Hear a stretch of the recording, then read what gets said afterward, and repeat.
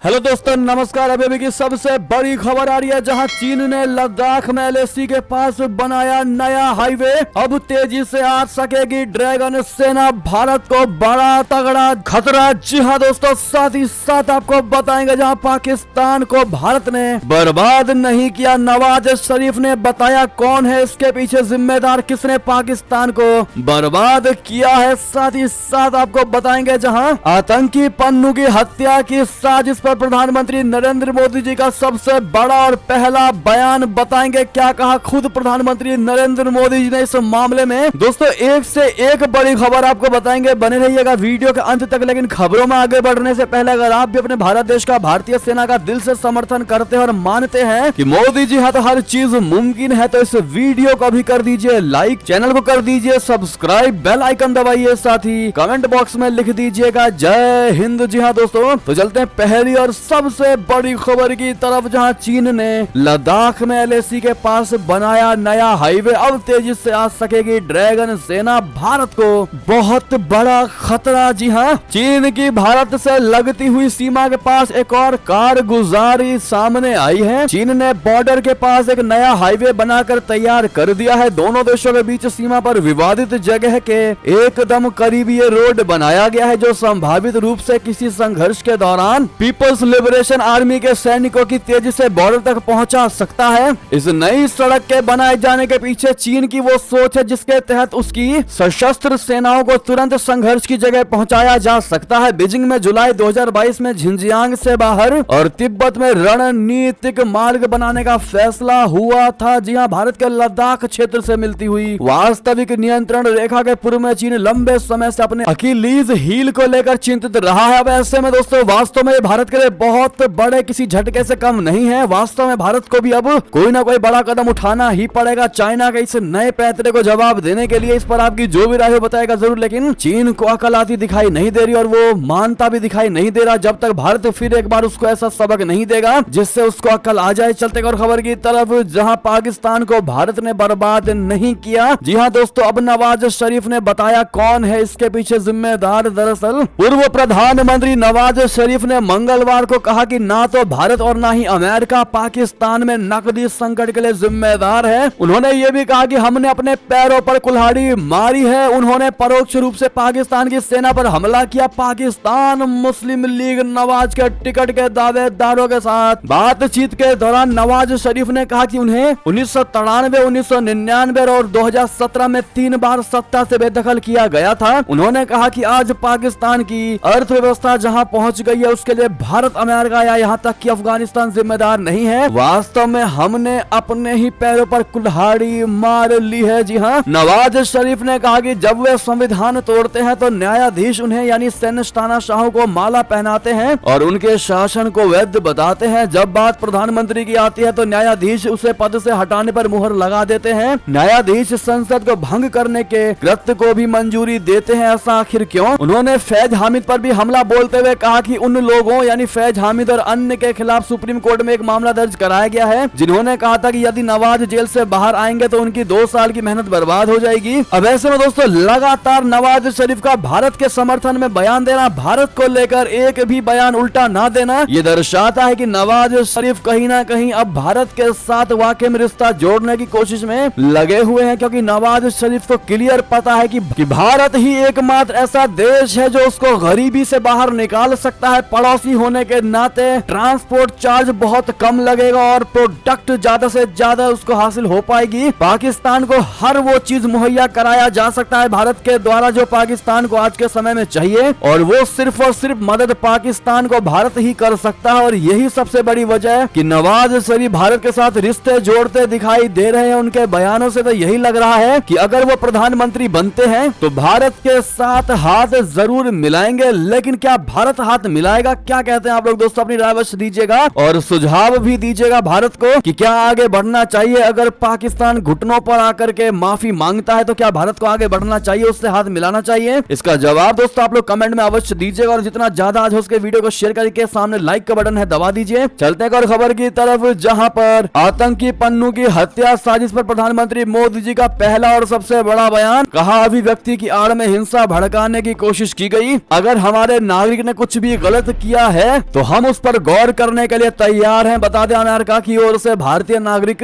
निखिल गुप्ता पर लगाए गए गंभीर आरोप पर प्रधानमंत्री नरेंद्र मोदी जी ने पहली बार प्रतिक्रिया दी, रिएक्शन दिया। प्रधानमंत्री नरेंद्र मोदी जी ने कहा है कि अगर कोई भी देश हमें कोई जानकारी देता है तो हम निश्चित रूप से उस पर गौर करेंगे। अगर हमारे किसी भी नागरिक ने कुछ भी सही या गलत किया है तो हम उस पर गौर करने के लिए तैयार है। हमारी प्रतिबद्धता कानून के शासन के प्रति है। अमेरिका ने हाल ही में निखिल गुप्ता पर अलगाववादी समूह सिख फॉर जस्टिस के जनरल काउंसिल गुरपतवंत सिंह पन्नून के खिलाफ हत्या की साजिश का आरोप लगाया है। ब्रिटिश अखबार फाइनेंशियल टाइम्स को दिए एक एक्सक्लूसिव इंटरव्यू में प्रधानमंत्री नरेंद्र मोदी जी ने आगे कहा कि विदेशों में छिपे कुछ चरमपंथी समूह अभिव्यक्ति की स्वतंत्रता की आड़ में डराने, धमकाने और हिंसा भड़काने में लगे हुए हैं। चलते अगली बड़ी खबर की तरफ, जहां श्रीलंका ने भारत की खातिर चीन को दिया सबसे बड़ा और तगड़ा झटका, लेने जा रहा ये अहम फैसला। बता दें पड़ोसी देश श्रीलंका चीन को बड़ा झटका देते हुए भारत के हित में बड़ा फैसला करने जा रहा है। कथित तौर पर श्रीलंका अपने समुद्री क्षेत्र में विदेशी जासूसी जहाजों के संचालन पर 12 महीने की रोक लगाएगा। यानी चीन के रिसर्च और स्पाई यानी जासूसी जहाज अब पहले की तरह श्रीलंका के बंदरगाहों पर नहीं रुक पाएंगे। इकोनॉमिक टाइम्स ने अपनी एक रिपोर्ट में कहा है कि श्रीलंका ये फैसला चीन के रिसर्च और जासूसी जहाजों को अपने बंदरगाहों पर रुकने से रोकने के लिए कर रहा है। श्रीलंका के एक वरिष्ठ मंत्री ने स्थानीय अखबार द डेली मॉर्निंग से बात करते हुए कहा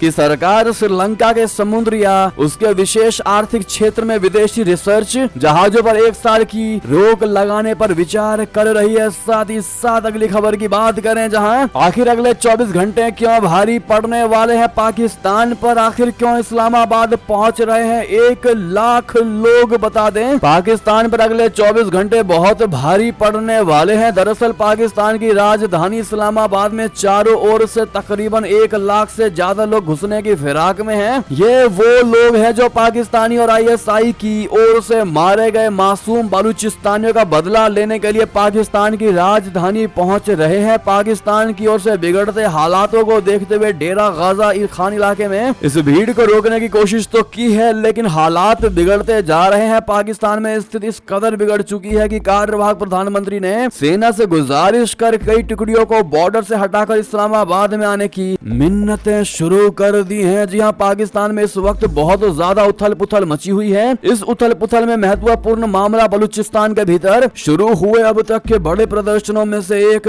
का भी है। चलते अगली खबर की तरफ, जहां 7 समंदर पार अमेरिका में भी लगे जय श्री राम के नारे। हफ्ते भर 1100 मंदिरों में भव्य समारोह। बता दें अगले महीने 22 जनवरी को अयोध्या में भव्य राम मंदिर में प्राण प्रतिष्ठा के दौरान 7 समंदर पार अमेरिका के मंदिरों में भी 1 हफ्ते तक इसी तरह की धूमधाम होगी। अमेरिका में हिंदू मंदिरों का प्रतिनिधित्व करने वाली संस्था के एक शीर्ष अधिकारी ने कहा कि अगले साल 22 जनवरी को अयोध्या में राम मंदिर के उद्घाटन के मौके पर उत्तर अमेरिका के मंदिरों में भी सप्ताह भर चलने वाले उत्सव की तैयारी हो रही है। हिंदू मंदिर सशक्तिकरण परिषद यानी HMEC की तेजल शाह ने PTI से कहा कि ये हमारा सौभाग्य और हमारे लिए आशीर्वाद है कि हम इस घटना का हिस्सा हैं और हमारे सपनों का मंदिर सदियों की प्रतीक्षा और संघर्ष के बाद साकार हो रहा है। उन्होंने कहा कि अमेरिका और कनाडा में हर कोई भगवान श्री राम को अपने मंदिर में प्राप्त करने का बेसब्री से इंतजार कर रहा है। सभी भक्ति और सद्भाव में विभोर हैं। ऐसे में दोस्तों आप भी कमेंट में जय श्री राम जरूर कहिएगा भारी मात्रा में। अगली खबर की बात करें, जहां हाँ मैंने ही बनाया वो वीडियो, राज्यसभा चेयरमैन की मिमिक्री पर राहुल गांधी ने तोड़ी चुप्पी। बता दें कांग्रेसी नेता राहुल गांधी ने संसद में राज्यसभा चेयरमैन जगदीप धनखड़ की मिमिक्री का वीडियो बनाने के विवाद पर अपनी चुप्पी तोड़ी है। उन्होंने मिमिक्री का वीडियो बनाने की वजह भी बताई है। मिमिक्री विवाद पर कांग्रेसी सांसद राहुल गांधी ने कहा कि सांसद वहां बैठे थे, मैंने उनका वीडियो शूट किया, मेरा वीडियो मेरे फोन पर है, मीडिया इसे दिखा रहा है। राहुल गांधी ने कहा किसी ने कुछ नहीं कहा, हमारे 150 सांसदों को सदन से बाहर निकाल दिया गया है, लेकिन मीडिया में उस पर कोई चर्चा नहीं है। अडानी पर कोई चर्चा नहीं, राफेल पर कोई चर्चा नहीं, बेरोजगारी पर कोई चर्चा नहीं। हमारे सांसद निराश होकर बाहर बैठे हैं, लेकिन आप उस मिमिक्री पर चर्चा कर रहे हैं। जी हाँ, बता दें कि संसद में हंगामा करने के आरोप में लोकसभा और राज्यसभा से अब तक विपक्ष के 143 सांसद सस्पेंड कर दिए जा चुके हैं। निलंबित हुए सांसदों का आरोप है कि वे संसद में सुरक्षा चूक पर PM या गृह मंत्री के बयान की मांग कर रहे हैं। दोनों शीर्ष नेता इस मसले पर चुप्पी क्यों साधे हुए हैं, वे इस मामले में बयान देने के बजाय विपक्षी सांसदों को सस्पेंड करने में लगे हैं। अब ऐसा दोस्तों राहुल गांधी का जो कहना है धनखड़ को लेकर आपकी जो भी राय हो बताइएगा जरूर। अब ऐसे में राहुल गांधी जैसे नेता को जो यंगर नेता है धनखड़ के कंपेयर में, हैं, क्या इस प्रकार की वीडियो बनानी चाहिए थी दोस्तों? क्या आप भी इसको पूरी तरीके से गलत मानते हैं? बताइएगा जरूर। और आपकी इस पर जो भी राय हो बताना मत भूलेगा। बहरहाल ये थे की सारी बड़ी खबरें। आपको हमारी खबर कैसी लगी? आशा करता हूँ बहुत अच्छी लगी होगी। अगर थोड़ी भी अच्छी लगे तो इस वीडियो को दोस्तों में, भाइयों में, साथियों में, रिश्तेदारों में शेयर अवश्य कर दीजिएगा। और अभी कर दीजिए इस वीडियो को लाइक, चैनल को कर दीजिए सब्सक्राइब, बेल आइकन दबाइए, साथ ही कमेंट बॉक्स में लिख दीजिएगा जय हिंद जय भारत। और यहाँ तक बने रहने के लिए आप सभी का बहुत बहुत धन्यवाद।